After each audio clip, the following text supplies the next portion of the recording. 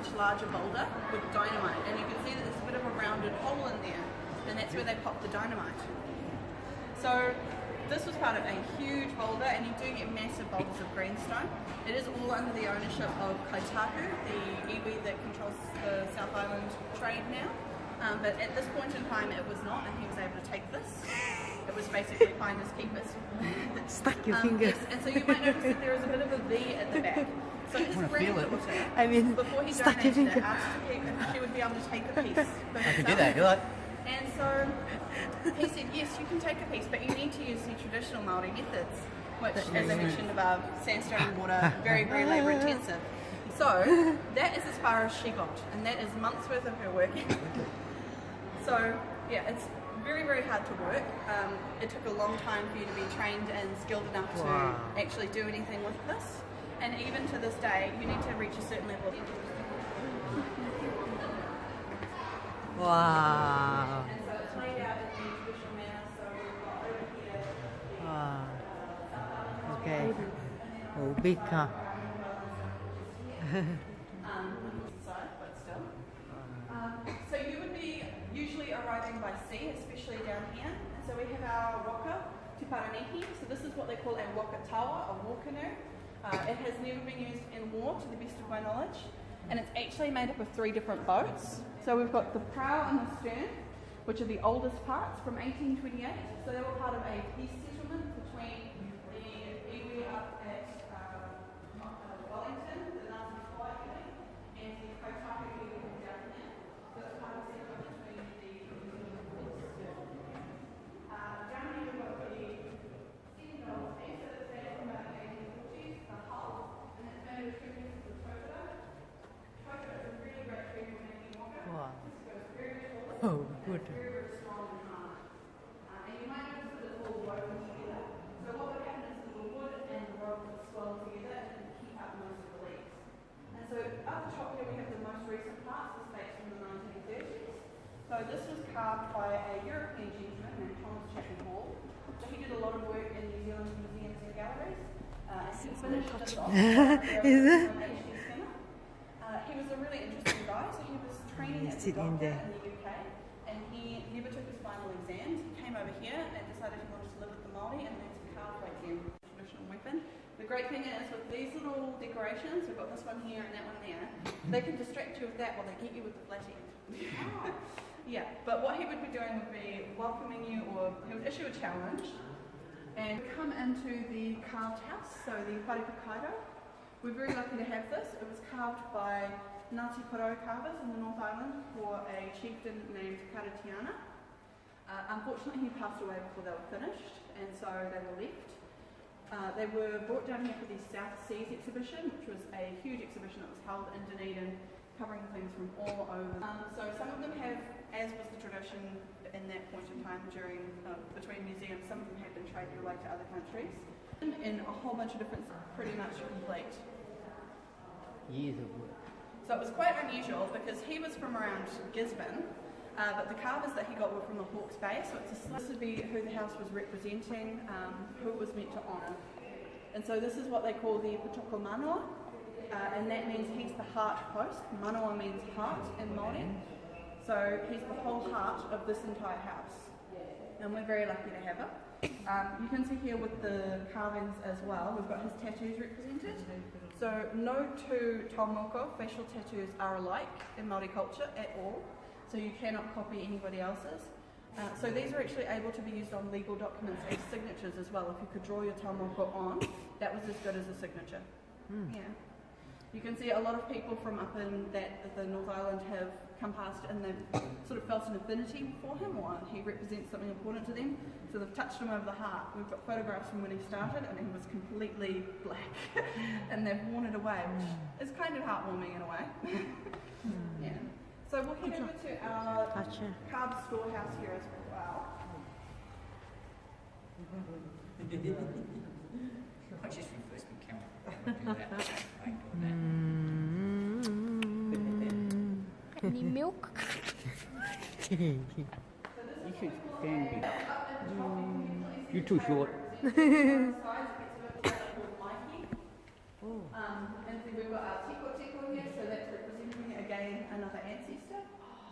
But whales are a very, very common symbol of plenty. So this was used to hold some very important goods, things like your cheaply clothes, your fishing gear, food for visitors, just very, very important things that you wanted to keep safe. It would have been a bit higher off the ground as well, as you can imagine. Something this high probably wouldn't keep the rats out. But you can also see there's a little crack of light underneath. So there's a little trapdoor underneath it, which is how you get in. But it also means that if somebody comes into your village and you're not happy about it, you can send a couple of people up there to plop down and sit on it. And it'll keep them out of that for a while. Down here as well, you can see we've got some more figures. But they don't have the power shell in the eyes. So that's the New Zealand abalone shell. And they've only got one eye out. So that's because they have one eye watching you and one eye on the land of the dead. So they're Manaya, and they watch over you and they watch over your ancestors as well. So they're a really important symbol, and you'll see them in most Māori carving. And they're also really great because you can adjust them, stretch them, shrink them to fit into shapes, into places where you might not have something else to put in the carving. Yeah, it's brilliant. Alrighty, so we're going to get over here and have a look at some of the older history as well. See the souvenir gift shop.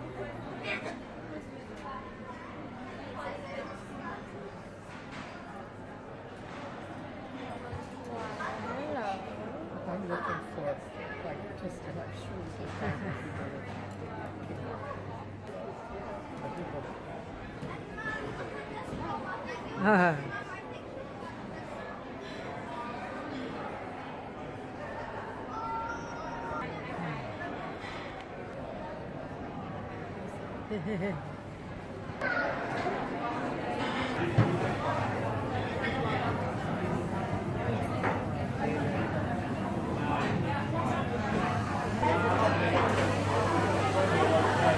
You look, you are angel. You're angel. You only smell. You don't need to eat. Hungry. So we are God. We only smell. No need to eat. Got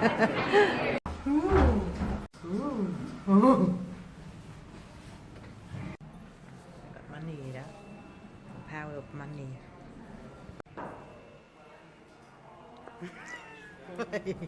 Diamond exchange $100 because we are not the member of ANZ. $5 fee, but she's happy. She's got the power. Change 100. She say okay, okay, no problem. Okay, okay. Con nít xài tiền rất là mạnh, không giống như parent. Ambulance, but it's not. It's a truck selling street food. Wow, what's going on there? Wow. Could be a hospital.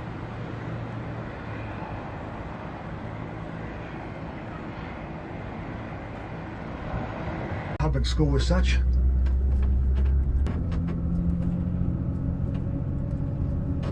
There.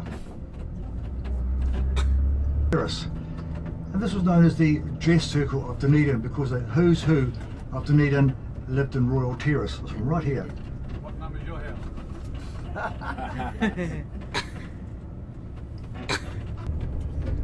Put on the right there, and of course you've got obviously 15:10, 10 past 3, please. 3, and then we head to the gardens. That'd be great. All right. Holly. Holly bush. Holly bush. Yeah. And in the winter it has red berries on. Oh. And it's traditional in England, holly and mistletoe. If you have mistletoe, you kiss on the mistletoe. But this is holly, it always has red berries on. Yeah, thank you. Wow. Something new. Yeah, because the New Zealand was from, obviously, used to be England was part, well, it's part of England. England was New Zealand years ago. Part of the Commonwealth. So New Zealand was part of so that's why holly bush.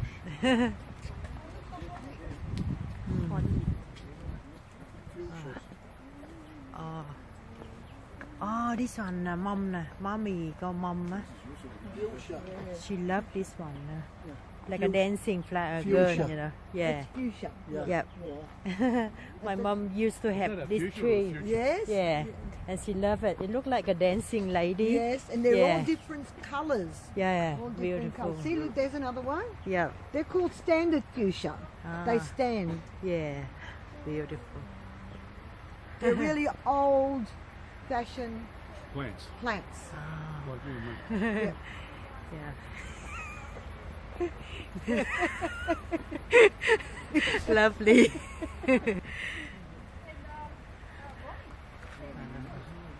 Oh, nice family. Nearly as big as this.